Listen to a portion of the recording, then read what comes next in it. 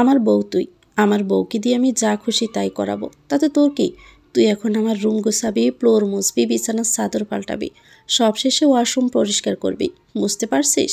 যদি না করিস, বাসর ঘর ছেড়ে আজ রাতের জন্য আমি নাইট ক্লাবে চলে যাব, 100 মেয়ের সাথে নাচবো। কথা ক্লিয়ার নাকি বেচাল আছে? রাগে গিরমির করতে করতে আঙ্গুলে কয়েকবার তুড়ি মেরে সদ্য বিবাহিত স্ত্রী পানেশাকে কথাগুলো বলে অক্ষম আক্রোশে ফেটে পড়ল অনির্বাণ। জুতমতো বকতে না পারার কারণে মেজাজ কন্ট্রোলের বাহিরে চলে গেছে। কাজ দিয়েছে মাত্রই সেটা না করে নবপরিণীতা তার সাথে তর্কাতর্কি করছে, মানা যায়? এমন বদকিসিমের মেয়েকে কেন কবুল বলে বিয়ে করলো, এটাই এখন তার আফসোসের কারণ হয়ে দাঁড়ালো। প্রাণেশা হয়তোবাক হয়ে তাকিয়ে রইল তার দিকে। সঙ্গে সঙ্গে অনির্বাণের চোখ মুখ ও রাগ ও হিংস্রতায় ফুটে উঠতে দেখল।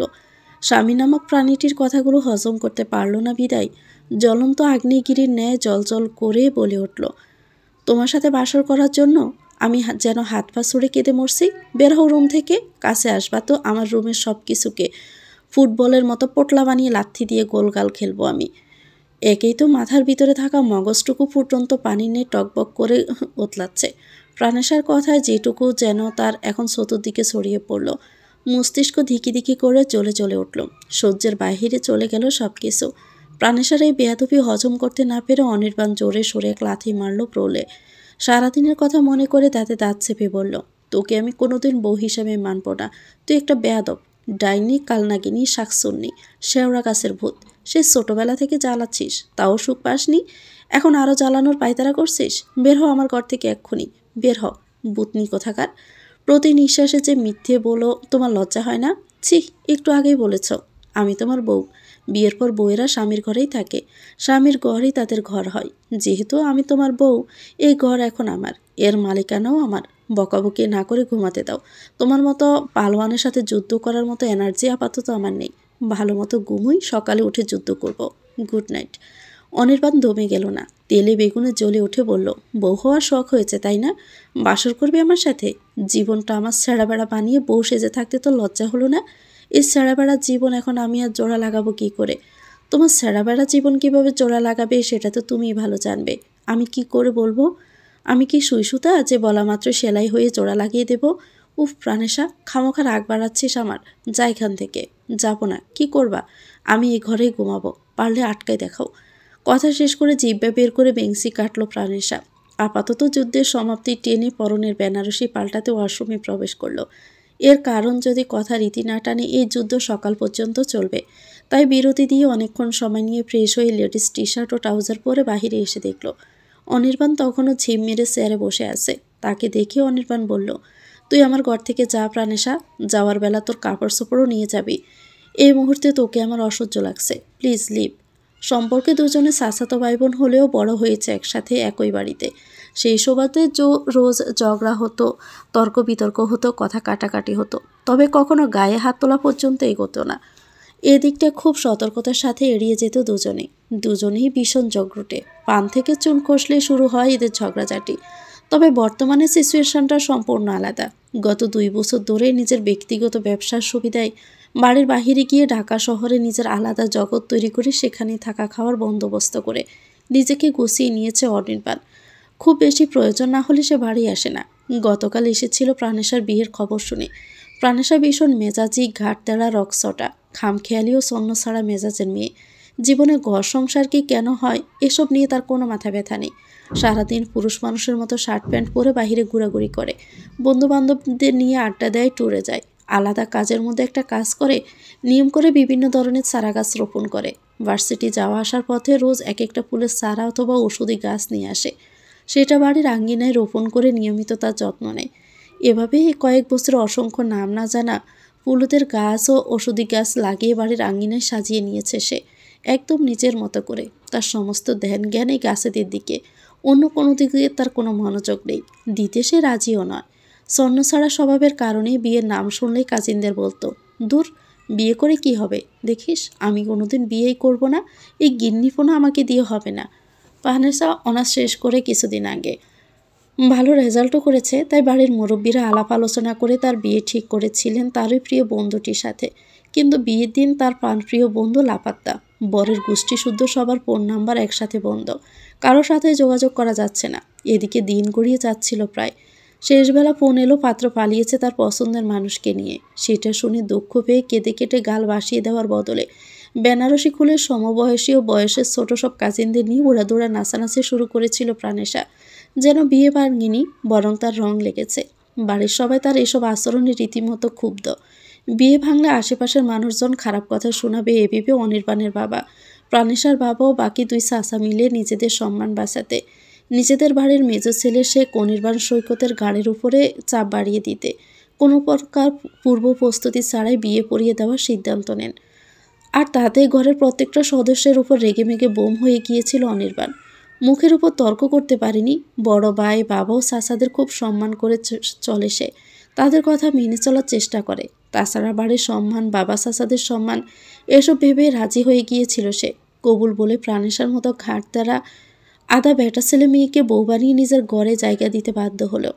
প্রাণেশা তার থেকে 5 বছরের ছোট হলেও নিজেকে সে সবসময় বড় এবং পণ্ডিত দাবি করে।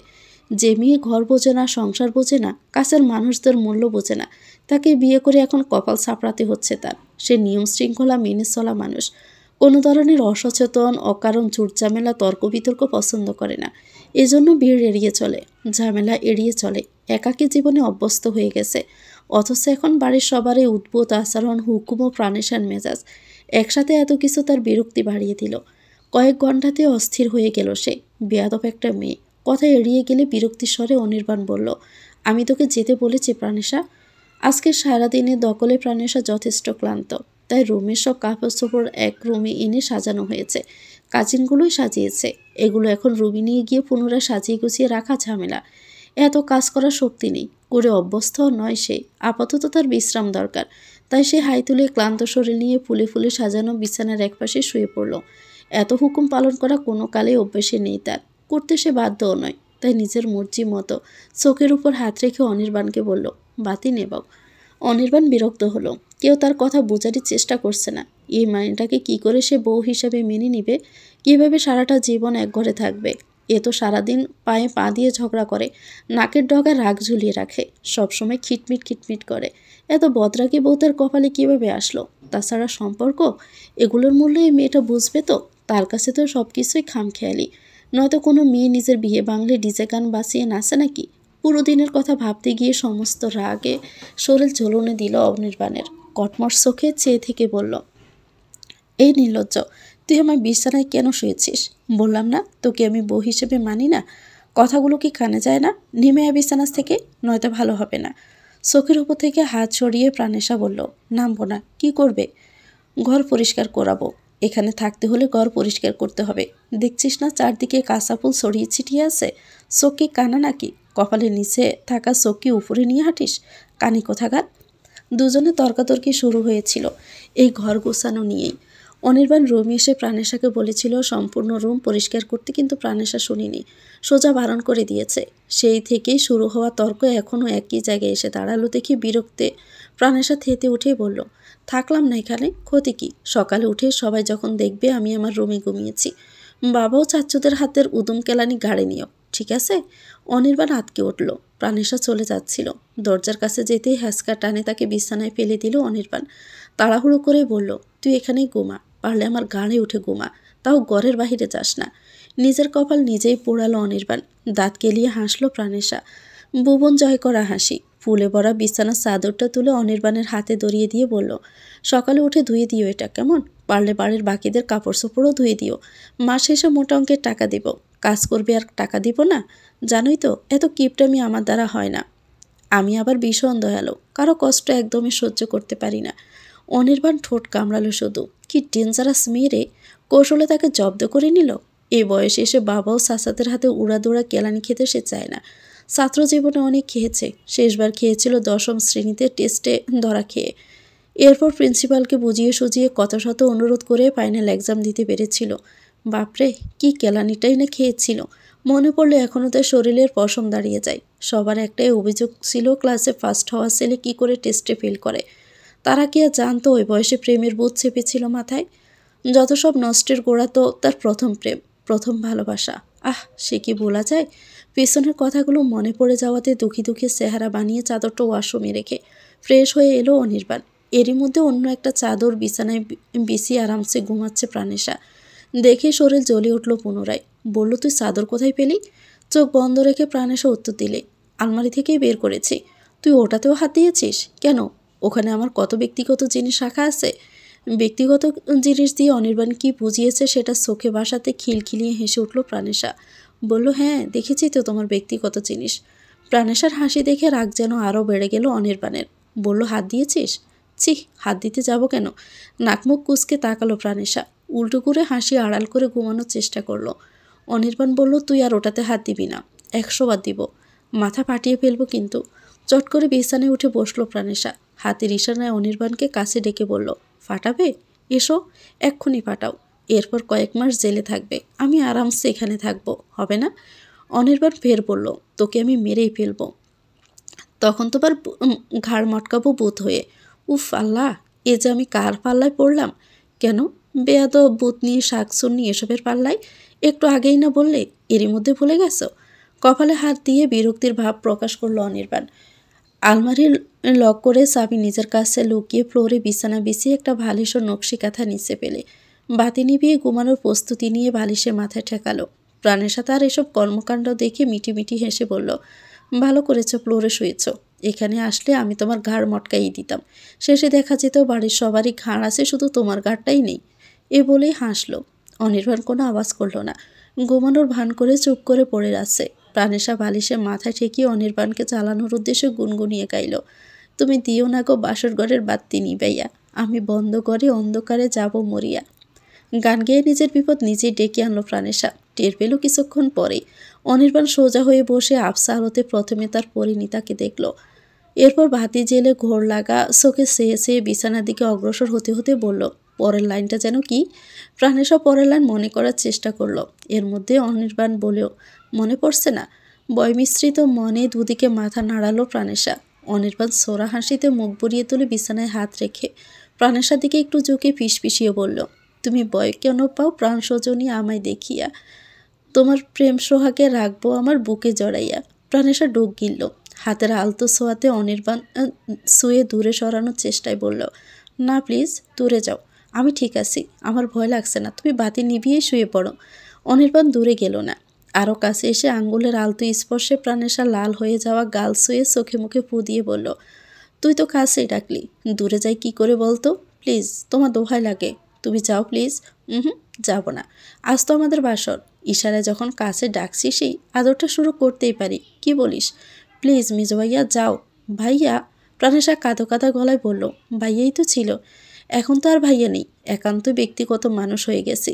ফের ভাইয়া ডাকলে তোর ঠোঁট দুটো আমি সেলাই করে দিব প্রাণ। তুমি দূরে যাও প্লিজ। দূরে যাওয়ার মোডে নেই আপাতত, আমি এখন রোমান্সের মোডে আছি। অনির্বাণ আরেকটু কাছে এগুলো ভয়ে জড়সড় হয়ে গেল প্রাণেশা। পরক্ষণে চিন্তা ভাবনা করে ফেলল কিছু। যখন দুজনের মাঝখানে 1 ইঞ্চি সমান দূরত্ব রইল না, তখনই দুহাতে অনির্বাণের চুল ধরে ঝাঁকুনি দিল। ব্যথায় আর্তনাদ করে উঠল অনির্বাণ। জোরপূর্বক হাত ছাড়িয়ে নিতেই দেখল কতগুলো ছোট ছোট চুল প্রাণেশার হাতের মুঠোতে। চুমুর বদলে চুল ছেঁড়া? রেগেমেগে কিছু বলতে যাবে, তার আগে প্রাণেশা রুমের দরজা খুলে বাহিরে দৌড় দিল। দৌড়াতে দৌড়াতে চিৎকার দিয়েই বলল, বাবা গো, মা গো, কে কোথায় আছো গো? জলদি এসো, আমার ঘরে ডাকাত এসেছে। ও মা, ও বাবা, বাঁচাও আমাকে, হতচ্ছাড়া ডাকাত আমায় মেরে ফেললো গো।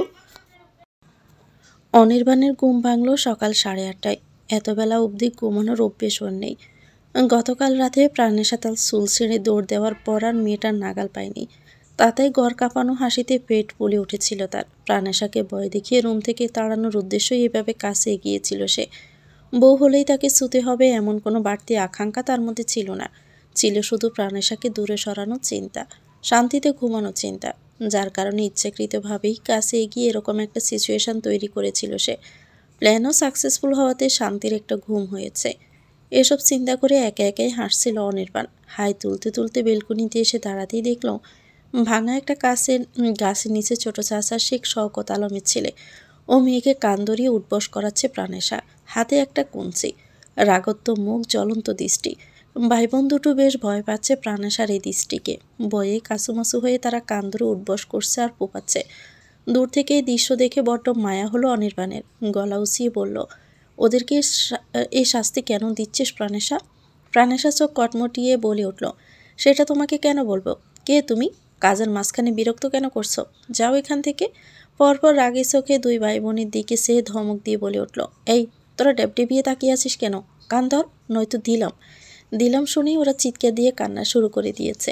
প্রাণেশা হা হয়ে ওদের কান্না দেখছিল, কারণ এখন অবধি কঞ্চি দিয়ে একটা আঘাতও সে দেয়নি, শুধু ভয় দেখাতেই কঞ্চি হাতে রাখা। এদিকে দূর থেকে ওদের কিছু একটা ইশারা করলো অনির্বাণ। প্রাণেশা না বুঝলেও ভাই বোন দুটো ঠিকই বুঝে নিল, সাউন্ড দিয়ে কান্না শুরু করলো। অনির্বাণ তখন সুযোগ পেয়েই বলল, তোর তো সাহস কম না, তুই ওদের গায়ে হাত দিচ্ছিস? ওরা এখনো অনেক ছোট, এসব শাসনের ওরা কি বোঝে? প্রাণেশা পুষে উঠে বলল, কিছু বোঝে না, শুধু বুঝে গাছের ডালে সরে গাছ ভাঙতে। এইটুকু একটা গাছ, এটার ডালে সরার কি দরকার ছিল?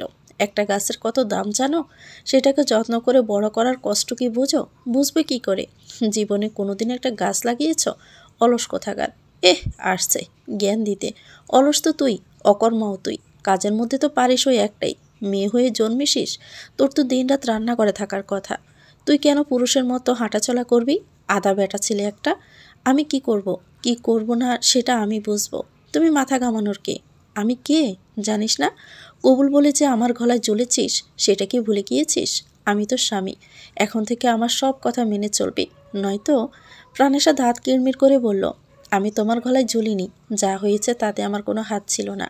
এই জন্য তুমি যদি ভাবো রোজ রোজ অফিস যাওয়ার আগে রান্নাবান্না করে তোমাকে মুখে তুলে খাইয়ে দিয়ে প্রতিসেবা করব, তাহলে ভুল ভাবছ। প্রাণ মরে গেলেও হাত পা পুড়িয়ে তোমার জন্য রান্না করবে না। তোর হাতের রান্না খাওয়ার চেয়ে কচু গাছে গলায় দড়ি বেঁধে ঝুলে যাওয়াটাই বেটার। অনির্বাণ যেভাবে কৌতুক করে বলল, প্রাণেশ্বর ঠিক একইভাবে বলল, তাহলে যাও ঝুলো। বাড়ির উপাসে পরিত্যক্ত ঝোপঝাড় আছে, ওখানে অসংখ্য কচু গাছও আছে। তোমার যেটা ভালো লাগে তুমি সেটাতেই চলে পড়ো, খামোখা আমার কাজে বিরক্ত করো না তো।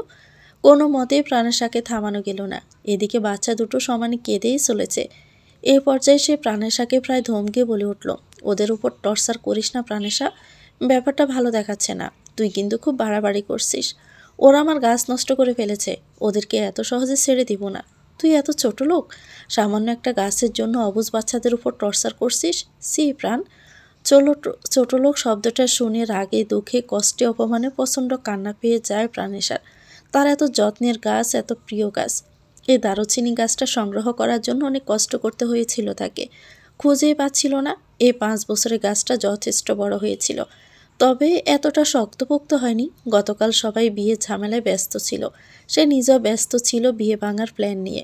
মাঝখান দিয়ে বিচ্ছু দুটো কখন যে খেলার পাকে, তার শখেরও যত্নের গাছটা ভেঙে ফেলেছে, কেউ দেখেনি। আজ সকালে ঘুম ভাঙার পর বাগানে পানি দিতে এসে দৃশ্য দেখে কষ্টে হাউমাউ করে কেঁদেছিল প্রাণেশা। কে করেছে এ কাজ সেটা খুঁজতে গেলে বিচ্ছু দুটো লুকাতে চাইছিল, তাতেই তাদের কাণ্ড কারখানা বুঝে গিয়েছিল সে। আর এই জন্যই তো শাস্তি দিচ্ছে, যেন পরবর্তীতে এই ধরনের ভুল তারা না করে। কান্নার আওয়াজে শওকত আলম বাগানে এসে দুই বাচ্চার কাঁদো কাঁদো মুখ ও প্রাণেশার রাগী মুখ, ফোলা ফোলা চোখ ও বেজা গাল দেখে ঘটনা কি তারা আন্দাজ করতে পেরে সামনে এগিয়ে বললেন, ওরা কি আবারও তোমার গাছ ভেঙেছে?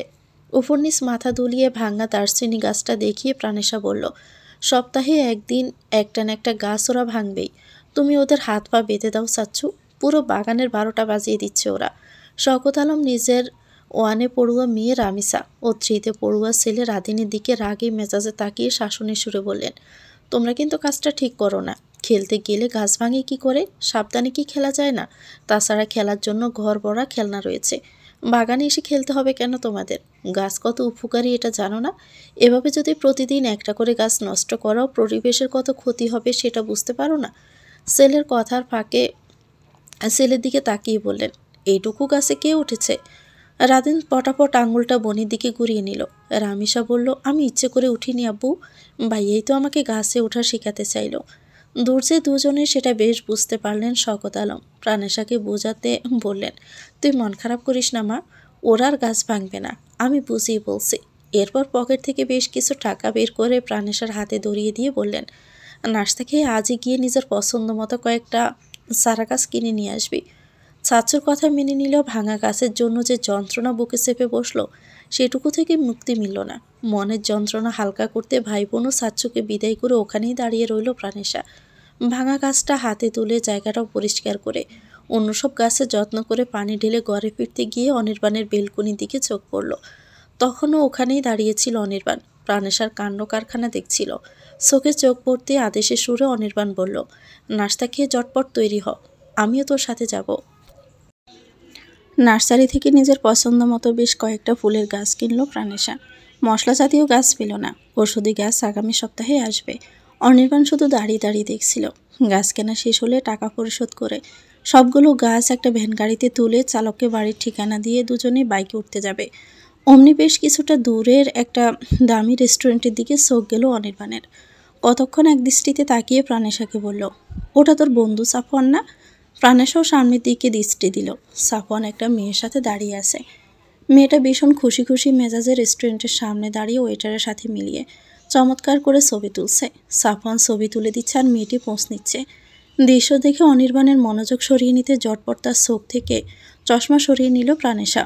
বলল, ধুর, চশমা পরেও ভুল দেখছো, ওটা সাফওয়ান নয়।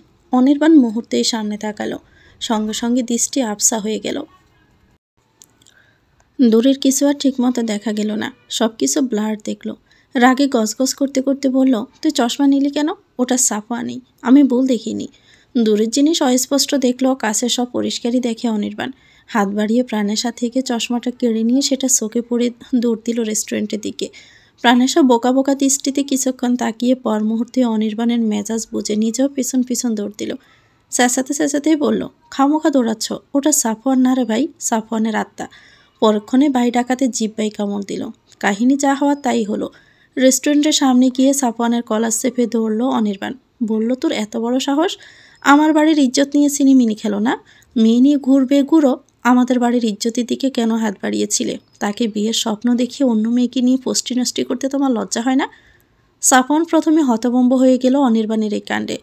পরবর্তীতে ঘটনা কি সেটা বুঝতে পেরে বলল, আরে ভাই ছাড়ুন তো, আমি আপনার বাড়ির ইজ্জত নিয়ে সিনিমিনি খেলিনি। প্রাণেশা যতটা আপনার কাজিন ততটা আমার ভালো বন্ধুও, আর বন্ধু হিসাবে আমার কর্তব্য চাওয়া না চাওয়ার মূল্য বোঝা। আমি জাস্ট এটুকু করেছি। দৌড়ে এসে জোরপূর্বক সাফওয়ানের কলা থেকে অনির্বাণের হাত ছাড়িয়ে নিল প্রাণেশা। জোরে জোরে নিঃশ্বাস নিয়ে বলল, তুমি তো পাবনার পাগলের চেয়েও কম যাও না। একটা মানুষের সাথে কেউ এরকম আচরণ করে? অনির্বাণের মেজাজ আগুন, নিজেকে সামলাতে পারছে না সে। যতবারই মনে হচ্ছে প্রাণেশার বিয়ে ভেঙে এই ছেলে তাদের বাড়ির মানসম্মান নষ্ট করে দিতে চাইছিল, ততবারই মেজাজটা চিড়চিপিয়ে উঠেছে। এখন প্রাণেশার হাতের টান খেয়ে রগ যেন তার পুলে ফেঁপে উঠল। চিৎকার করেই বলল, ওর মতো দুই পয়সার ছেলে সাহস হয় কী করে তোকে নিয়ে এ ধরনের ড্রামা করার? বিয়ে যদি নাই করবে দর্জন জানিয়ে বিয়ের দিন তারিখ ফাঁকা করেছিল কেন? বেইমান, মিথ্যুক, ধোঁকাবাজ একটা। ওকে তো আমি জেলে দিব। জটফট ফোন বের করে নিজের পরিচিত একজন পুলিশের সাথে যোগাযোগ করতে চাইল অনির্বাণ। প্রাণেশা টান মেরে ফোনটা নিয়ে নিল নিজের হাতে। বলল, শান্ত হও, ওর কোনো দোষ নেই, যা হয়েছে সব আমার ইচ্ছেতে হয়েছে। অনির্বাণ বড়সড় একটা ধাক্কা খেলো। বিস্মিত স্বরে বলল, মানে? জিব্বা দিয়ে ঠোঁট বেজালো প্রাণেশা। সাফওয়ানের দিকে তাকিয়ে বলল, তুমি তো জানোই এই বিয়ে শাদী নিয়ে আমার কোনো আগ্রহ নেই, স্বপ্নও নেই, মাথা ব্যথাও নেই। সবাই যখন বিয়ের জন্য চাপ দিচ্ছিল তখন নিজেকে বাঁচাতে ও আর আন্টি আঙ্কেলের সাহায্যে প্ল্যানটা করেছিলাম, যেন বিয়ে ভাঙার পর আর কেউ কোনোদিন বিয়ে নিয়ে আমাকে জোরাজোরি না করে। অনির্বাণ যেন শূন্য থেকে হোঁচট খেলো। প্রাণেশার এই কথা তার বিশ্বাস হলো না দেখে যাচাই করতে বলল, তার মানে তুই জানতে বিয়ের দিন ও আসবে না? হ্যাঁ জানতাম। তাহলে আমার উপর চেপে বসেছিস কেন? এখন আমি কি করব? তুই তো ঘর সংসার বুঝবি না, আমিও তোকে বউ মানতে পারবো না।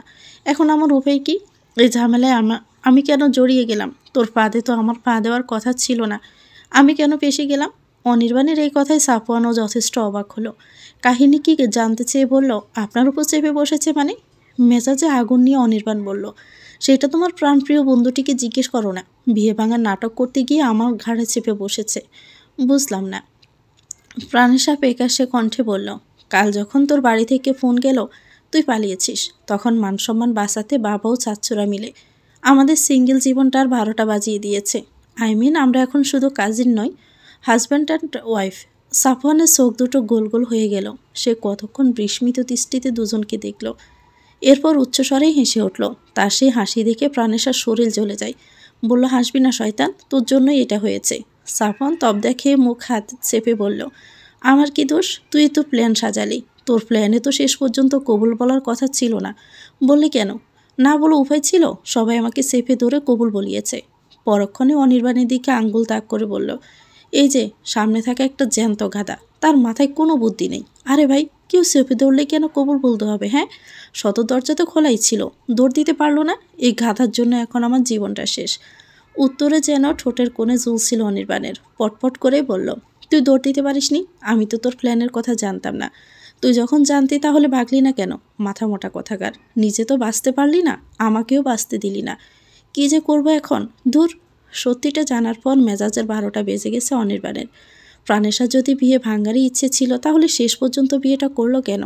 কেনই বা তার জীবনে প্রবেশ করলো? এই মেয়েকে নিয়ে ঘর সংসার কীভাবে হবে? চিন্তা করতে গিয়ে অস্থির হয়ে গেল অনির্বাণ। নিজের আচরণের জন্য লজ্জিত হয়ে সাফওয়ানকে বলল, তুমি কিছু মনে করো না সাফওয়ান, এই গাদি আমাকে আগে কিছু বলেনি, তাই তোমাকে এখানে দেখে রিয়েক্ট করে ফেলেছি। ভেবেছি ও জীবনটা নষ্ট করে। লজ্জায় আর কথা বলতে পারলো না অনির্বাণ। জেনে বুঝে প্রাণেশা তাকে এরকম একটা সিচুয়েশনে ফেললো। কি লজ্জাজনক ব্যাপার হলো এটা। নির্দোষ একটা মানুষকে বকে দিল। সেই কথা এড়িয়ে যাওয়ার বাহানায় খানিকটা দূরে গিয়ে মাথা ঠান্ডা করার জন্য একটা লেমন জুস কিনে তাতে চুমুক দিয়ে ওদের দিকে চেয়ে রইল। সাফওয়ান তখন প্রাণেশাকে বলল, বিয়ে করলি অথচ কিছু জানালি না, এখন ট্রিটটা অন্তত দিয়ে যা, নয়তো ছাড়বো না। বকা খাইয়েছিস, তার সত্য তুলে ছাড়বো। প্রাণেশা পাংশুটে মুখে বলল, তোর কি ধারণা আমি কি খুব জমিয়ে ঘর সংসার করব? ঠিক 1 সপ্তাহের মধ্যে ডিভোর্সের কথা উঠবে, নিশ্চিত থাক। যদি ডিভোর্স না হয় তাহলে ট্রিট দেব। এরপর সাফওয়ানের গার্লফ্রেন্ডের সাথে অল্প স্বল্প গল্প করে ওদেরকে বিদায় দিয়ে অনির্বাণের সামনে এসে বলল, বাড়ি যাবে না? অনির্বাণ কাট গলায় বলল, তুই যা। বেরিয়ে এসেছি দুজন, যাব একা? তাতে তোর কি? তুই তো একা পথ চলতেই অভ্যস্ত। এমন না যে তুই আমি সঙ্গে না গেলে বাড়ি পৌঁছাতে পারবি না। একা গেলে সবাই কি ভাববে? সবার জন্য চিন্তা হয় বুঝি তোর? যদি চিন্তা হতো এরকম একটা 3rd ক্লাস প্ল্যান করে আমার ঘাড়ে চেপে বসতি না। এখন তুমি কি চাইছ? ডিভোর্স? অনির্বাণ হেসে বলল, তুই কি চাস? আমি কি চাই সেটা তুমি জানো। তাহলে আর কি, সময় মতো পেয়ে যাবি। তোর মতো আতপাগলাকে নিয়ে ঘর সংসার করার ইচ্ছে আমার নেই। প্রাণেশা কটপট চেয়ে রইল কয়েক সেকেন্ড। অনির্বাণ সেদিকে দৃষ্টি দিল না। সে জুস রেখে সামনে থাকা পত্রিকায় চোখ ডুবিয়ে রেখেছিল। হুট করে প্রাণেশার মাথায় দুষ্টুমি চেপে বসল। রেস্টুরেন্টে প্রবেশ করে এক গাদা খাবার কিনল। অনির্বাণ একবার সামনে তাকিয়ে দেখল প্রাণেশা নেই। ভেবে নিল চলে গেছে। সে নিজের মতো করে জুস খাওয়ার ফাঁকে ফাঁকে পত্রিকা পড়ায় মনোযোগ দিয়ে সময়টাকে উপভোগ করতে লাগলো। একটা সময় অনির্বাণের সামনে এসে আঙ্গুলের মধ্যে বাইকের চাবি ঘুরিয়ে জুসের গ্লাসের কাছে কাগজ রেখে প্রাণেশা বলল, বিল পেমেন্ট করে আসো। সামনে তাকিয়ে চমকে গেল অনির্বাণ। বলল, তুই যাসনি? তোমাকে বাস না দিয়ে তো যাব না। বাস কেমন বুঝলো না অনির্বাণ। তবে সামনে থাকা কাগজটা খুলে লম্বা একটা লিস্ট দেখে সে আটকে উঠে বলল, এত খাবার কে খেলো? প্রাণেশা রাস্তার দিকে বসে থাকা কয়েকজন বিক্রিকে দেখিয়ে বলল, ওনারা খাচ্ছেন আমাদের বিয়ের ট্রিট। বিল দিও কেমন, আমি যাচ্ছি। অনির্বাণ কিছু বলার আগে আঙ্গুলের প্যাচে থাকা চাবি দেখিয়ে রহস্যময়ী হাসি হেসে বাইক স্টার্ট করে হাওয়ার বেগে উড়ে চলে গেল প্রাণেশা। অনির্বাণ দৌড়ে এসেও নাগাল পেল না তার বাইক, অথচ মেয়েটা তাকেই ফেলে চলে গেল। এরই মধ্যে রেস্টুরেন্টের ওয়েটার এসে বিল চাইলে পকেটে হাত দিয়ে দেখে আরেক দফা বাঁশ খেলো অনির্বাণ। তার ক্রেডিট কার্ড, মানি ব্যাগ কিচ্ছু পকেটে নেই। কারো হেল্প নেওয়ার জন্য টেবিল থেকে ফোন নিতে এসে দেখল ফোনটাও নেই। জীবনে এমন বেজ্জতির সামনে সে পড়েনি কখনো। আজ পরে ভীষণ লজ্জায় মাটিতে মিশে যেতে ইচ্ছে হলো তার। কপাল চাপড়ে বিড়বিড়ালো, উফ আল্লাহ, এই লজ্জা যে আমি কোথায় রাখি? এখন কি হবে আমার? কিভাবে বিল পেমেন্ট করব? বিল না মিটিয়ে রেস্টুরেন্ট থেকে বাড়ি ফিরতে পারবে না, এটা বেশ বুঝল অনির্বাণ। হাতে সামান্য খুচরো পর্যন্ত নেই। রাগে মেজাজ এখন সপ্ত আকাশে। প্রাণেশের সামনে থাকলে সম্পর্ক দিক ভুলে গিয়ে জোশে কয়েকটা চড়থাপ্পড় দিয়ে বসত। কিন্তু মেয়েটাই তো পালালো, তাও আবার এরকম একটা লজ্জাজনক বাঁশ দিয়ে বিব্রতকর অবস্থায় রেখে। কোনো মতে এখান থেকে সম্মানের সাথে উদ্ধার হতে পারলে বাড়ি গিয়ে ইচ্ছা মতো শাস্তি দিবে, এইটুকু মনস্থির করে উপায় খুঁজতে লাগলো অনির্বাণ। ওইটা তার মনোভাব বুঝলো না। সে তাড়া দিয়ে বলল, বিল পেমেন্ট করুন স্যার। অনির্বাণ খিটমিট মেজাজে বলল, করছি তোরে ভাই, আমার টাকা নিয়ে আমি পালাবো না, একটু সময় দিন। ওয়েটার কিছুক্ষণ তাকিয়ে নিজের কাজে ব্যস্ত হয়ে পড়ল। অনির্বাণ তাকে আবার ডেকে বলল, আপনার ফোনটা একটু দিবেন। ওয়েটার তার বিপদ ও সম্মান বুঝলো কিনা কে জানে, তবে নিজের ফোন বাড়িয়ে দিয়ে টেবিল মোছা শুরু করলো। ঠোঁট কামড়ে নিজের বড় ভাই সেই কারিয়ান শামসের নাম্বারে ডায়াল করলো অনির্বাণ। রিসিভ হতে লজ্জিত কণ্ঠে বলল, ভাইয়া আমি অনি, একটা হেল্প লাগবে। ভাইয়ের কণ্ঠস্বর চিনতে পেরে উপাস থেকে আরিয়ান বলল, কি হেল্প? আমার 15,000 টাকা লাগবে, আমি বাসায় গিয়ে দিয়ে দিব, ইজ্জতের ব্যাপার, প্লিজ বাঁচাও। কি হয়েছে? তুই না প্রাণেশাকে নিয়ে বেরিয়েছিলি? হ্যাঁ, ওই তো 5টা দিল। বাঁশ? সব কথা খুলে বলল অনির্বাণ। শুনে ওপাশে অট্টহাসিতে পেটে পড়ল আরিয়ান। কৌতুকী সুরেই বলল, একদিনেই যদি পকেটের এই অবস্থা হয় সারা জীবন ওকে সামলাবি কিভাবে ভাই? অনির্বাণ দিক দিশা হারিয়ে বলল, তোমরাই তো আমাকে বুঝলে না, এখন বলছো সামলাবো কি করে? গাড়ি চাপানোর আগে এটা ভাবনি যে প্রাণের সাথে আর যাই হোক গড় সংসার হবে না? ভালো করে জানো ও একটা মিসকে শয়তান, বদের হাঁটি, কেমন বিপদে ফেলেছে দেখেছ? ইজ্জত নিয়ে এখন টানাটানি। ভাইয়ের দুঃখে কষ্ট হওয়ার বদলে মাত্রাতিরিক্ত হাসি পেয়ে বসলো আরিয়ানের। ফোনের ওপাশে এত শব্দ করে হাসছিল যে সেই হাসি অনির্বাণের মুখটা চুপসে গিয়েছিল। সে মুখ ভার করে চুপ করেছিল। সমাধান দিতেই আরিয়ান বলল, ওখানে কারো বিকাশ অ্যাকাউন্ট থাকলে নাম্বারটা টেক্সট কর, আমি টাকা পাঠাচ্ছি।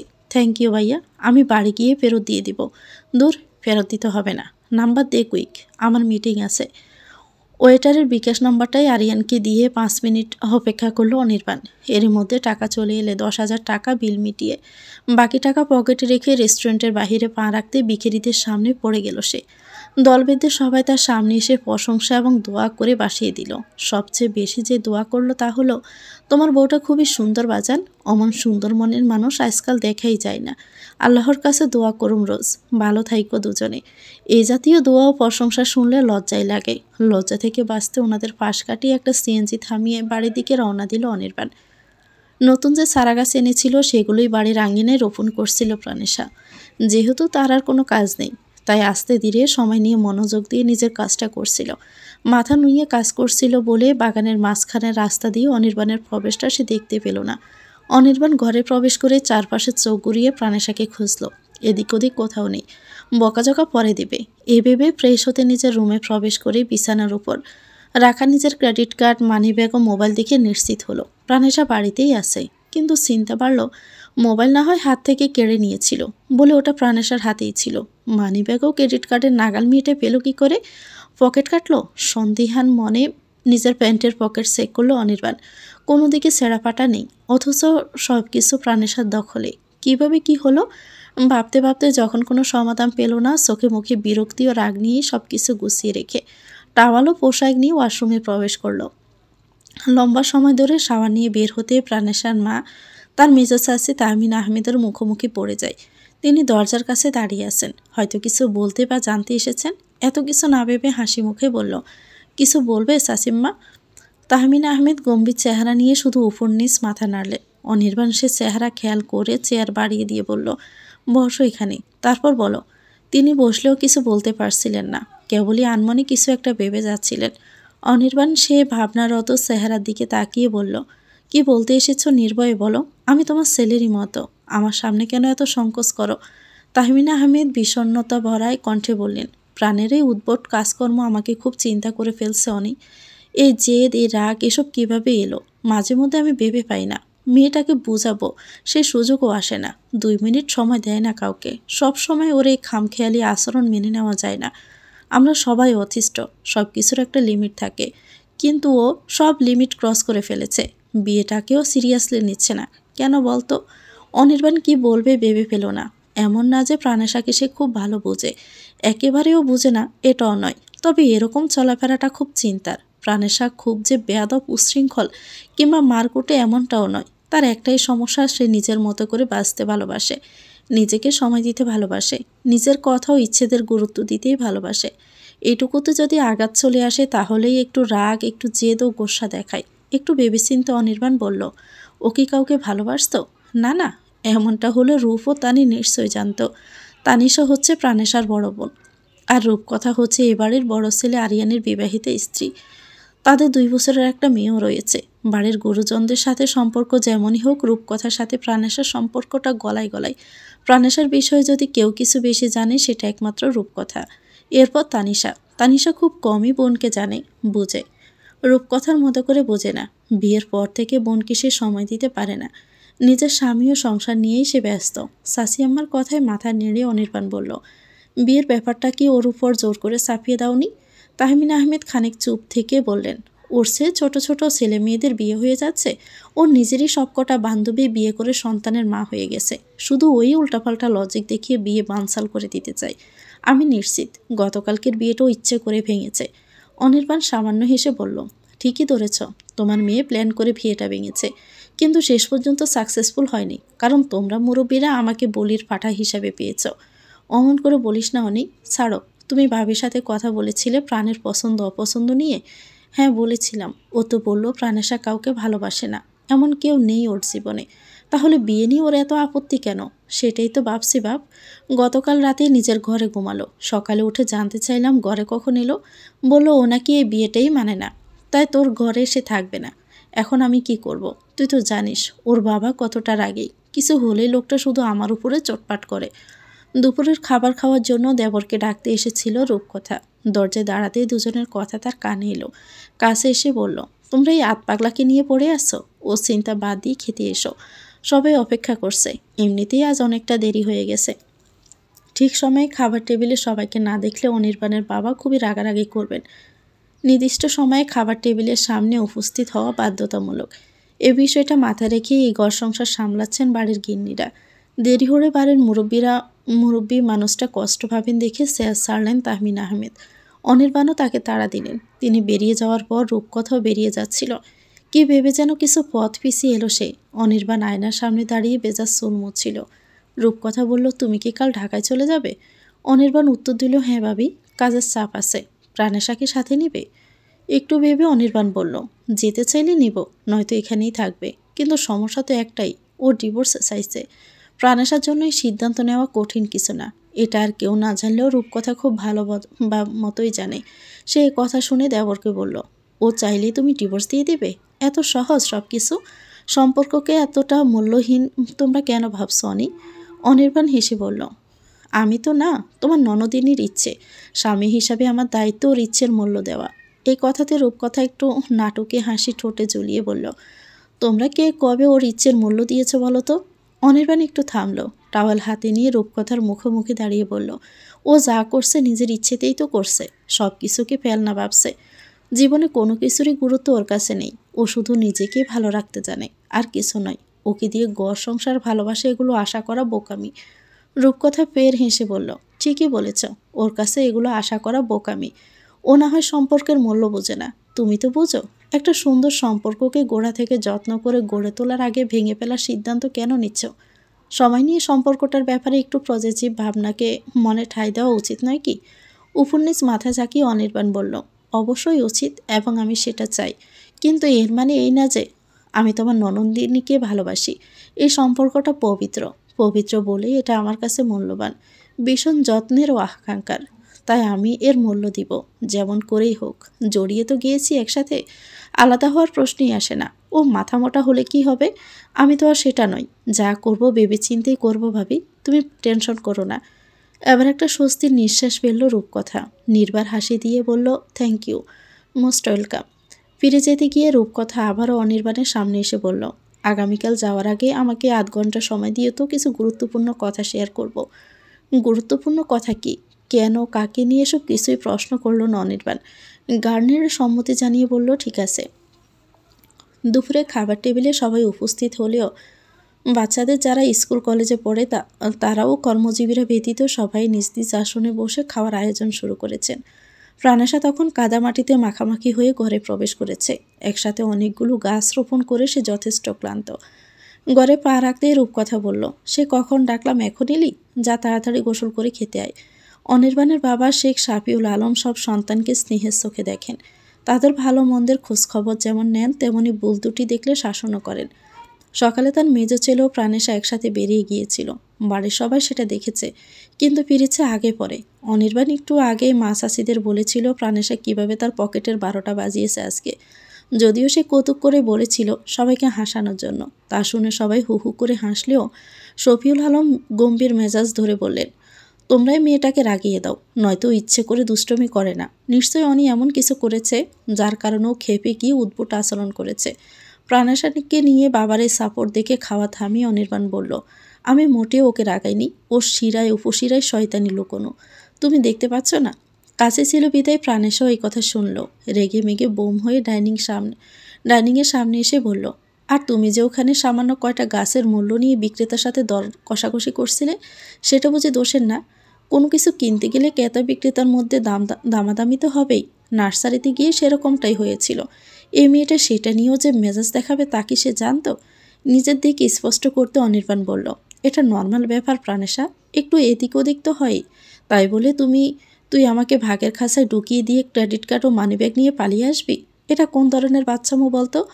প্রাণেশাও একইভাবে বলল, আমি মোটেও বাচ্চামো করিনি, লোকটা চা খেতে দিয়েছিল। চা খাওয়ার ফাঁকে ভ্যান চালককে ভাড়া দিয়ে তুমি তোমার মানিব্যাগ ও বাইকের চাবি টেবিলের উপর ফেলে রেখেছিলে। পরবর্তীতে সাফওয়ানকে দেখে দৌড় দিতে গিয়ে ওটা নিতে তুমি ভুলে গেছো। দরকারি জিনিস যেখানে সেখানে ফেলতে নেই, ওগুলো সবসময় খেয়ালের সঙ্গে রাখতে হয়। তাই তোমাকে এটা বোঝাতেই সব কিছু নিয়ে উড়াল দিয়েছি। যদি ওগুলো আমি না তুলতাম নির্ঘাত ছুরি হতো। মনে করে দেখো তো, তুমি যখন লেমন জুস খাচ্ছিলে আমি তোমার চোখের সামনে বাইকের চাবি ঘুরিয়েছি, তুমি তো তাও বোঝোনি। এটা কি আমার দোষ? এই ভুলটা কি করে হলো? যদি এরকমই হয় তাহলে তো এখন প্রাণেশার কোনো দোষ নেই। 10,000 টাকা লস দেওয়ার সাথে সাথে লাখ টাকার বাইক ও মহামূল্যবান ক্রেডিট কার্ড তো বাঁচিয়ে দিয়েছে। বুঝতে পেরেও নিজের ভুল স্বীকার করল না অনির্বাণ। খাওয়ার মুখে নিয়ে শক্ত কণ্ঠে বলল, হয়েছে, আর 2 নম্বরই করতে হবে না। আমার পকেট পাকা করেছিস, তার জন্য অবশ্যই তোকে আজ শাস্তি পেতে হবে। শাস্তি কি সেটা খুব ভালোভাবে জানে প্রাণেশা। সবার মতো একটু শাসাবে, বকা দিবে, কিছু সময় মেজাজ দেখাবে, তারপর সব ঠান্ডা। এসব বকা শুনে শুনে সে অভ্যস্ত। প্রথম প্রথম কষ্ট হতো, হাউমাউ করে কাঁদত, কিন্তু এখন আর কষ্ট হয় না, সয়ে গেছে। সে দোষী হলেও বকা শুনবে, দোষী না হলেও বকা শুনবে। ফেল তকমা গুছিয়ে ভালো রেজাল্ট করলেও বকা শুনবে, এলোমেলো কাজ কারবারের জন্য বকা শুনবে। বকা তার সবচেয়ে প্রিয় বন্ধু হয়ে গেছে এখন। সে ছাড়তে চাইলেও ওগুলো তার পিছু ছাড়ে না। তাই অনির্বাণের এই কথাগুলোকে খুব একটা পাত্তা দিল না। হাওয়ায় উড়িয়ে দিয়ে নিজের রুমে চলে এলো। সময় নিয়ে গোসল করে প্রতিদিনের মতো টি শার্টের সাথে লেডিস জেগিংস পরে খাবার টেবিলে এলো। ততক্ষণে সবার খাওয়া শেষ, শুধু রূপকথা বাকি ছিল। ননদিনীকে দেখে মিষ্টি করে হেসে বলল, তোকে সবাই যতটা অজ্ঞান ও অকর্মা ভাবে, আদতে তুই ততটা অজ্ঞান ও অকর্মানুষ। তুই যে একটা বুদ্ধিমতী ও যথেষ্ট মেধাবী মেয়ে, সেটা আজ প্রমাণ করে দিয়েছিস। রূপকথার কথার অর্থ পুরো বুঝল না প্রাণেশা। চোখ তুলে তাকিয়ে প্লেট সামনে ধরে বলল, ভাত দাও। ভাত তরকারি সব ননদিনীর প্লেটে তুলে দিল রূপকথা, নিজেও নিল। পাশে চেয়ারে বসে হাস্যরসের মাধ্যমেই বলল, স্বামীর জিনিসের মূল্য বুঝতে শিখেছিস দেখে শান্তি শান্তি একটা ফিলিংস হচ্ছে। ঠোঁট কামড়ে কথার অর্থ বুঝার চেষ্টা করলো প্রাণেশা। বর্জি স্মিত হেসে বলল, একই রক্ত আলাদা নয়, একই হবে, বুঝেছ? নাও হতে পারে, পজিটিভ ভাবতে দোষ কি? পজিটিভ তো কত কিছুই ভাবলাম ভাবি, লাভ হলো কি? সেই একই কথা, আমাকে দিয়ে কিচ্ছু হবে না। আমি তাহলে করবোটা কি বলবে? ভালো রেজাল্ট আনতে পারি না, ঠিকমতো কোনো কাজকর্ম করতে পারি না, ঘরকন্নার কোনো কাজ আমি জানি না, সামান্য 1 কাপ চা কফি নিজে বানিয়ে খেতে পারি না, কাউকে খাওয়াতেও পারি না। মেধা বুদ্ধি স্পেশালিটি বলতে কোনো কিচ্ছু নেই আমার মধ্যে। যা আছে সব আলস্য। বাড়ির অন্যরা যা পারে, যেভাবে নিজেদের তুলে ধরতে পারে, আমি সেভাবে পারি না। এটা কি শুধু আমার চেষ্টার ব্যর্থতা, নাকি? বলতে গিয়েও থেমে গেল প্রাণেশা। হয়তো বকতে বা শাসন করতে কোনো এক কারণে অনির্বাণ এসে পাশে দাঁড়িয়েছে, তাতে ভিতরের কথা গিলে নিতে বাধ্য হলো সে। এক নলা ভাত মুখে নিয়ে সেটুকুই পেটে চালান করলো। একটু একটু করে খাওয়া দাওয়ার মাঝে নিজেকে ব্যস্ত রাখলো। কোনো কথা কেন গিলে নিল সেটা অনির্বাণ না বুঝলেও রূপকথা ঠিকই বুঝেছে। সে খেতে খেতে দেবরের দিকে তাকিয়ে বলে, কিছু বলতে এসেছ?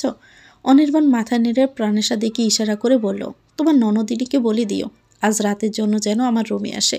কাল যেহেতু চলে যাব, যাওয়ার আগে কিছু স্পেশাল ফিলিংসের দরকার আছে। মুখের ভাত শেষ করে আর একটু ভাত মাছ মুখে তুলেছিল প্রাণেশা। অনির্বাণের কথা শুনে কাশির সাথে সেইটুকু আর পেটের ভিতর গেল না। বিষমের সাথে নাক মুখ জ্বলে ওঠে। অসহ্যকর একটা পরিস্থিতি তৈরি হলো। অনির্বাণ পাশেই ছিল। ফিটে হাত মেসেজ করে 1 গ্লাস পানি বাড়িয়ে দিয়ে বলল, আহ, এটুকুতেই নার্ভাস? পানি খেয়ে নিজেকে সামলে নিয়ে প্রাণেশা বলল, আমি কেন তোমার ঘরে থাকবো? পারে, আমার বউ না তুই? প্রাণেশা কটমট চোখে চেয়ে চেয়ে বলল, যাব না আমি তোমার ঘরে। জরুরি কিছু কথা বলবো প্রাণ। যাব যাব না মানে যাব না, মাথায় ঢুকিয়ে নাও। না গেলে কি করবো জানিস? প্রাণেশা জিজ্ঞেস দৃষ্টিতে তাকালে অনির্বাণ তাকে জব্দ করতে একটু মাথা নুইয়ে একদম বউয়ের কানের কাছে ঠোঁট এনে ফিসফিস করে বলল, তোর নিচের ঠোঁটের ঠিক বাম পাশে কালো একটা তিল আছে। গতরাত খুব ইচ্ছে হয়েছিল তিলটা ছুঁয়ে দেই। তুই তো একটা মাথা মোটা বেকুব, তাই আমার ইচ্ছের মূল্য দিসনি। এখন কথার মূল্য না দিলে লাজ লজ্জা ও অনুমতির দিক ভুলে গিয়ে দীর্ঘ সময়ের একটা স্পেশাল চুমু দিব ঠোঁটে। তখন মুখটা কোথায় লুকোস সেটাও দেখে ছাড়বো, বুঝেছিস? প্রাণেশার মনে হলো এক্ষুনি এখান থেকে না পালানো মানিজ্যতের দিকে ফিরেও তাকাবেন অনির্বাণ। লজ্জা তাকে ফেলবেই। যতটুকু খেয়েছে সেটুকুই যথেষ্ট। সে খাবার রেখে হাত ধুয়ে নত মুখে দৌড় দিল। ও দৌড় দেখে রূপকথা অনির্বাণ শব্দ করে হেসে উঠল। রূপকথা বলল, কী যে করো তোমরা, কি দরকার ছিল বেচারিকে এভাবে পৌঁছানোর? দেখলে তো খাবারটাও খেলো না। অনির্বাণ সিঁড়ির দিকে চোখ রেখে বলল, এখন না খেলে রাতে ঠিকই খাবে। ও তোমার সামনে আসবে, আর না আসলে আমি ওর রুমে যাব। রূপকথার হাসি আর থামল না। হাসতে হাসতে বলল, দেখবো কেমন পারো। ও দেখো দরজা বন্ধ করে দিচ্ছে। আসলেই তাই। এর মধ্যে প্রাণেশা নিজের রুমে প্রবেশ করে দরজা আটকে দিয়েছে। মুখে হাসি ধরে রেখে অনির্বাণ বিড়বিড়ালো, শুধু কি বিয়েতেই ওর অ্যালার্জি, নাকি স্বামীর আদরেও অ্যালার্জি? আদর করতে চাইলে আমার আনরোমান্টিক বউটা এভাবে পালিয়ে যায় কেন? সন্ধ্যা হওয়ার পরপরই বাড়ির ছোটরা অনির্বাণকে নাজেহাল করে দিচ্ছে বিয়ের পরবর্তী ট্রিট চেয়ে। অনির্বাণ কোনো এক সময় বলেছিল, বিয়ে যদি করে তাহলে তার বিয়ের দিনে ভাই বোনদেরকে সবাইকে নিয়ে জম্পেশ খানাদানা হবে। কথাটা অনির্বাণ ভুলে গেলেও বাড়ির ছোটরা বলেনি। অবশ্য সবার মনেও ছিল না। মনে করিয়ে দিয়েছে প্রাণেশার একমাত্র ছোট ভাই রাফিয়ান। বিশেষ করে রামিসা ও রাদিনের কানে ট্রিটের বুথ চাপিয়ে দিয়ে সে গায়ে হাওয়া লাগিয়ে হাসছে। আর ওই দুটো ট্রিট কি সেটা না বুঝলেও ট্রিটের নাম নিতে নিতে অনির্বাণের পেশি বহুল দুই বাহুতে ঝুলে আছে। বসা থেকে দাঁড়াতে গেলেই দুটো দুদিকে লটকে গিয়ে বারবার বলছে, দাও না দাও না, ট্রিট দাও না দুলাভাই। শুনতে শুনতে কানে পোকা ঢুকে গেল অনির্বাণের। কাল সকালে চলে যাবে, আর রাতেই কিনে এদের জ্বালাতন। জীবনটা তার শেষ, জীবনের সব শান্তিও শেষ। এই একগাদা ছেলে মেয়ে কিনে এখন তার শালাশালি। দুঃখে কপাল চাপড়াতে ইচ্ছে করছিল তার। ওদেরকে শাসাতেই বলল, এই কিসের ট্রিট রে? ট্রিটের কি বুঝিস তোরা? পড়াশোনা নাই তোদের? দিন রাত খালি খাওয়া দাওয়া না? রাদিন বলল, ট্রিট না দিলে ছাড়বো না তোমাকে। ট্রিট তুমি দিতেই হবে। গোড়া ডিম দিব। হাত ছাড় আমার। আমি কি দোল না? তোরা এভাবে জ্বলে আছিস কেন? ছাড় রে ভাই। ভাই তো না, শালা বলো। তুমি আমাদের দুলাভাই না? মাটিতে মাথা ঠুকে কাঁদলেও মনে হয় এই যন্ত্রণা থেকে মুক্তি পাবে না অনির্বাণ। ছোটবেলা থেকে যারা তাকে মেজো ভাইয়া বলে ডাকতো, এখন এসে ওদের মুখ থেকে দুলাভাই ডাক শুনতে গায়ের পশম দাঁড়িয়ে যাচ্ছে। এই দুলাভাই দুলাভাই ডাকটা তার পছন্দ নয় বলে সে প্রায় ধমকে উঠে বলল, খবরদার, আমাকে দুলাভাই ডাকবি না। আমি তোদের দুলাভাই নই, আমাকে মেজো ভাইয়া ডাক। না, তোমাকে আমরা দুলাভাই ডাকবো। এই রামিসা ডাক দুলাভাই। শুরু হলো রামিসার ডাক, ও দুলাভাই ও দুলাভাই। এভাবে একই ডাকে সে 100 বার রিপিট করেছে। কোন ভূত চেপেছিল ঘাড়ে যে প্রাণেশাকে বিয়ে করে এরকম একটা পরিস্থিতিতে পড়ে গেল? সে কেন দুলাভাই হবে, তাও আপন কাজিনের? অসহায় কণ্ঠে অনির্বাণ বলল, আচ্ছা হাত ছাড়, তোদেরকে ট্রিট দিব। তোরা গিয়ে তোদের ভাবিকে রাজি করা। গিয়ে বল যে মেজো ভাইয়া বলেছে 8 ঘন্টার মধ্যে তৈরি হতে, রাতে বাহিরে ডিনার করতে যাবে। বলবি তো? রামিসা ভাবুক নয়নে তাকিয়ে বলল, কাকে ভাবি ডাকবে? বুঝলে না?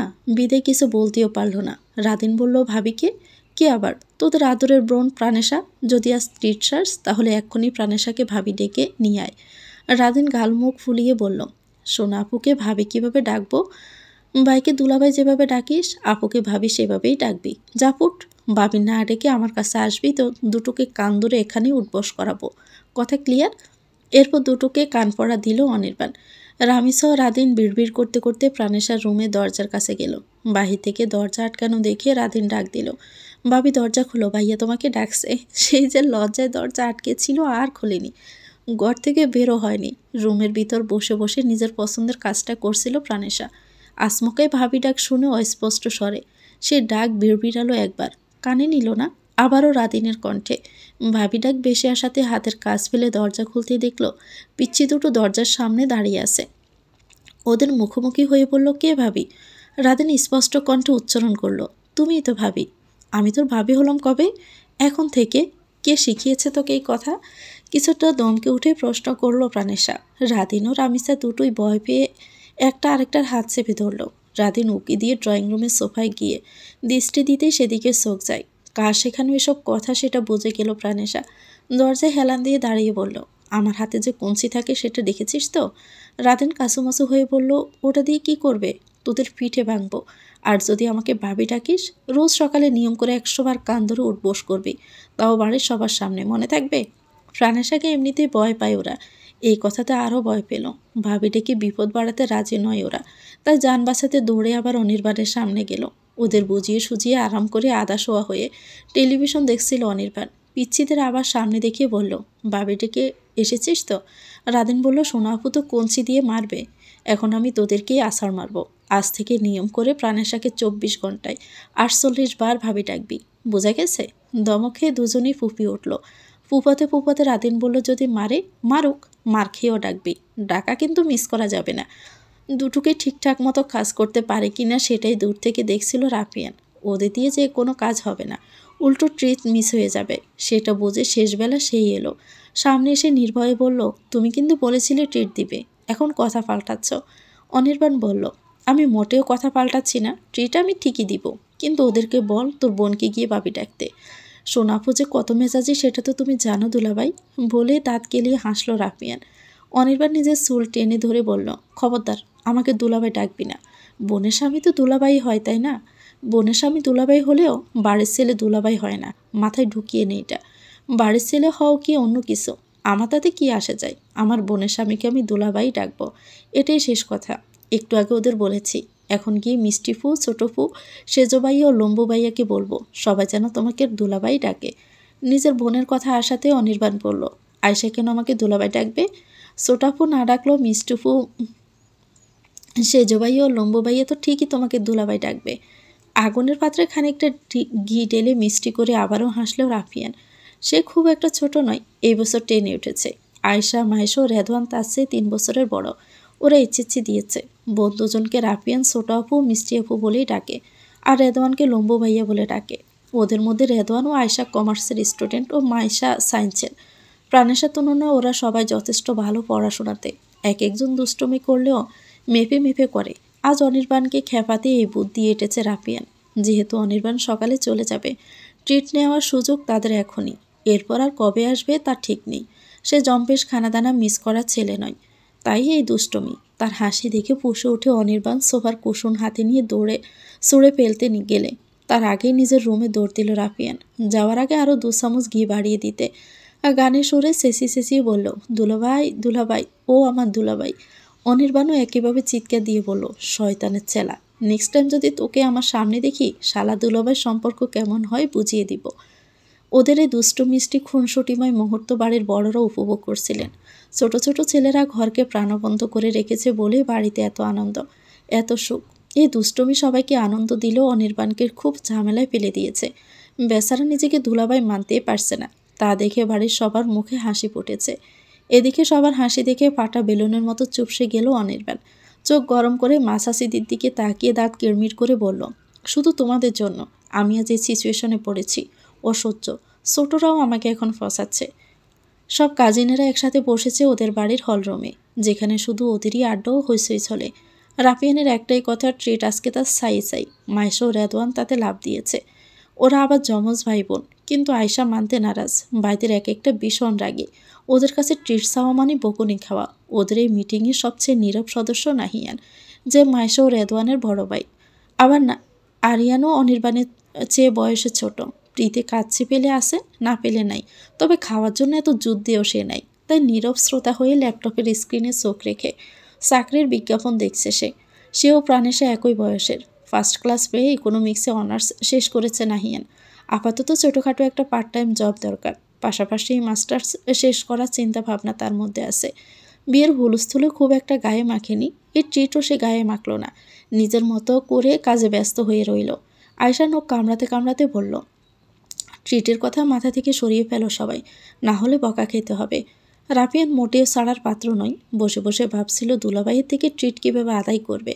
হঠাৎই আয়শার দিকে তাকিয়ে বলল, এই ছোট আপু, তুমি তো প্রাণেশা আপুকে ভাবি ডাকতে পারো, একবার ভাবি ডেকে এসো, ট্রিট কনফার্ম হয়ে যাবে। আয়শা দুদিকে মাথা নেড়ে বলল, না ভাই, আমি ওসবে নাই। শেষে আমার ভাইয়ের বউ কনসি দিয়ে আমার পিছন দৌড়াতে শুরু করবে। এতক্ষণ কাজে ডুবে থাকলো রাফিয়ান ও আয়শার এসব কথা শুনে হুহু শব্দে হেসে উঠল নাহিয়ান। ল্যাপটপ বন্ধ করে ওদের দিকে তাকিয়ে কৌতুকের সুরে বলল, সামান্য একটা ট্রিটের জন্য ভাইয়াকে দুলাভাই আর আপুকে ভাবি ডাকতেই হবে? ট্রিট না খেলে হয় না রাফিয়ান বলল, তুমি কি দলে থাকতে চাও না? থেকে কী লাভ, 1 প্লেট কাচ্ছি, ওটা তো বড় ভাবিই ভালো রান্না করতে পারে। বকাঝকা খেয়ে ট্রিট নেওয়া হচ্ছে, বড় ভাবিকে গিয়ে বল বাড়ির সবাইকে স্পেশাল কাচ্ছি রান্না করে খাওয়াবে। তুমি এভাবে দল পাল্টাতে পারো না সেজে ভাইয়া। আশ্চর্য কথা তো, আমি কেন দল পাল্টাতে যাব? আমি কি তোদের বলেছি এই দুলাভাই ও ভাবি ডাকার দলে আমার নাম লেখা? তোরাই তো কোথা থেকে এক একটা বুদ্ধি বের করিস আর ধরা খাস। মাইশা বলল, তুমি একদম মেজো ভাইয়ের দলে যাবে না। ভাইয়া বলেছে বিয়ের পর ট্রিট দিবে, এখন কেন দিচ্ছে না? নাহিয়ান বলল, শখের বিয়ে হলে ঠিকই ট্রিট দিত। এটা তো আর শখের বিয়ে না, এটা হচ্ছে আইক্যওয়ালা বাসের বিয়ে। বাসের বিয়েতে কেউ ট্রিট দিবে? ওরা যেন এই কথা মানতেই পারল না। রেদওয়ান জোর দিয়ে বলল, সবাই এসো আমার সাথে। আজ প্রাণেশা আপুকে ভাবি ডেকে ট্রিট তবেই নিয়ে ছাড়বো, নয়তো আমাদের এই মিশন চলবে তো নাম লেখাবো। এই সিদ্ধান্ত নিয়ে সবাই প্রাণেশার দরজায় নক করলো। অল্প আওয়াজে ঠেকা দিয়ে বুকে ফু দিল আয়শা। সবাই ঠেলে ঠুলে তাকেই সামনে রেখেছে, যেন বোকা খাওয়াতে পারে। এদিকে সম্পর্কে প্রাণেশা তার ভাবিই হবে, তবুও মনে মনে ভয়। তার এই ভয়ে মিশ্রিত পাংশ মুখ দেখে রাফিয়ান বলল, ছোট আপু দেরি করছো কেন, ডাক দাও। রাত তো শেষ হয়ে যাচ্ছে রে ভাই, কাচ্চি কখন খাবো? আয়শা বিরক্তির মেজাজে চেয়ে বলল, তোর শখ থাকলে তুই ডাক, আমাকে কেন বকা খাওয়াতে চাইছিস? আরে ভাই, বকা বকা না, ট্রিট খাবে, ডাক দাও। কিচ্ছু হবে না, তুমি তো আপন ননদিনী হও, তোমাকে কেন বকা দিবে? বকা খেলে খাবে, একবার ভাবি ডেকে তারপর দৌড় দিবে। এরকমটাই সিদ্ধান্ত নিয়ে আবারও দরজায় টোকা দিল আয়শা। ভিতর থেকে প্রাণেশা বলল, কে ওখানে? আয়শা বলল, ভাবি আমি, তোমার একমাত্র ননদিনী। দরজা বন্ধ থাকায় প্রাণেশা রিয়েক্ট দেখল না আয়শা, তবে দরজা খোলার পর আদরের ভাবির মুখোমুখি হতে গিয়েই মাসার হাত খামছে ধরল সে। প্রাণেশা সবাইকে দেখে চোখ নাচিয়ে আয়শার মুখের দিকে সে বলল, কি ব্যাপার ননদিনী, কি আবদার আমার কাছে? বোনের মুখে ননদিনী ডাক শুনে সব কথা গুলিয়ে ফেলল আয়শা। কি বলতে এসেছিল সেটাও বলে গেছে। মাইশা ওর হাতে জোরে চাপ দিয়ে বলল, ঘাবড়াচ্ছিস কেন বল? আয়শা তোতলানো কণ্ঠে বলল, অনেক আগে মেজো ভাইয়া বলেছিল সে বিয়ে করলে সবাইকে ট্রিট দিবে। প্রাণেশা নিজের নখের নীল পলিশে ফু দিয়ে আয়শার ভয় ভয় চেহারা দিকে তাকিয়ে বলল, তো? না মানে যেভাবে হোক বিয়ে তো হয়ে গেছে, তুমি এখন এ বাড়ির মেয়ে নাও, বউ হয়ে গেছো, আর আমাদের প্রাণপ্রিয় ভাবি, সেই হিসাবে বিয়ের পরবর্তী ট্রিট তো দিতেই পারো। প্রাণেশা ব্রু বাঁকিয়ে বলল, আমি ট্রিট দেবো? আমার দেওয়ার কথা ছিল। তখনই রেদওয়ান বলল, আরে তুমি কেন দিবে? ট্রিট তো ভাইয়া দিবে, তুমি শুধু ভাইয়ার সামনে আমাদের ভাবি হয়ে যাও, ভাইয়ার পকেট ফাঁকা করার দায়িত্ব আমরা নিব। হবে আমাদের ভাবি। অনির্বাণকে আরেক দফা বাস দেওয়ার সুযোগটা ঝটপট লোভে নিল প্রাণেশা। ড্রয়িং রুমের দিকে উকি দিয়ে বলল, অফকোর্স তোদের ভাবি হতে আমার কোনো আপত্তি নেই, কিন্তু মাইশা বলল, কিন্তু কি? আমাকে বকা খাওয়াতে পারবি না, সব ধরনের বকাও বাস থেকে বাঁচাবি তো তোরা আমাকে। সবাই গাড় নেড়ে সম্মতি জানালো। অনির্বাণের দিকে তাকিয়ে উপর থেকে প্রাণেশা বলল, তুমি নাকি কি বলেছ, ভাবি ডাকলে ওদেরকে ট্রিট দিবে? ওরা আমাকে ভাবি ডেকেছে, আমি ওদেরকে ননদ দেবর মেনে নিয়েছি, এখন ওদেরকে ট্রিট দিয়ে দাও। এই অসম্ভব যে এত তাড়াতাড়ি সম্ভব হবে ভাবতে পারিনি অনির্বাণ। প্রাণেশা থেকে এই স্বীকারোক্তি শুনিও যেন তার বিশ্বাস হলো না। নিজ থেকেই বলল, ওদেরকে বল আমাকে যেন দুলাভাই না ডাকে। প্রাণেশা ওদেরকে এই কথা বোঝাতে গেলে রাফিয়ান বলল, আমি কিন্তু দুলাভাই ডাকবো। শব্দ করেই হেসে ফেলল প্রাণেশা। ভাইকে কাছে টেনে মাথায় হাত বুলিয়ে বলল, তো যা মন চায় তুই তাই ডাকবি, আমরা কেউ কিচ্ছু বলবো না, তাই না রে? সবাই উচ্চস্বরেই হেসে উঠল। প্রাণেশা বলল, যাও চটপট রেডি হও সবাই। আবারও নিজের ঘরে ঢুকে দরজা আটকাতে গেলে আয়শা বলল, তুমিও রেডি হয়ে নাও ভাবি, যেহেতু তোমাকে গিরে ট্রিট হবে, তুমি না গেলে কেমন দেখাবে না? একটু জোরে বলাতে কথাটা অনির্বাণের কানেও গেল। সে সিঁড়ি বেয়ে উপরেই আসছিল। আশেপাশে তাকিয়ে দেখলো মুরব্বীরা কেউ এদিকে নেই। রান্নাঘরে শুধু রূপকথা ও কাজের মেয়েটা। প্রাণেশাকে লজ্জায় ফেলার সুযোগ হাতছাড়া করতে পারল না। তাই নিজের রুমে প্রবেশের আগে একটু গলা উঁচিয়ে বোনকে শুনিয়ে বলল, আমার বউটাকে বল ট্রিটটা যেহেতু বিয়ের উপলক্ষে, সেই জন্য একটা লাল টুকটুকে শাড়ি পরে বউ সাজে। বউকে দেখে যদি বউ ফিল না আসে, ট্রিট তো জমবে না, তাই না রে আপনি? তো ভিউয়ার্স, গল্পটার নাম হচ্ছে প্রাণের পুষ্পকুঞ্জ। লিখেছেন তামান্না বিনতে সোবহান। এটা গল্পের প্রথম অংশ।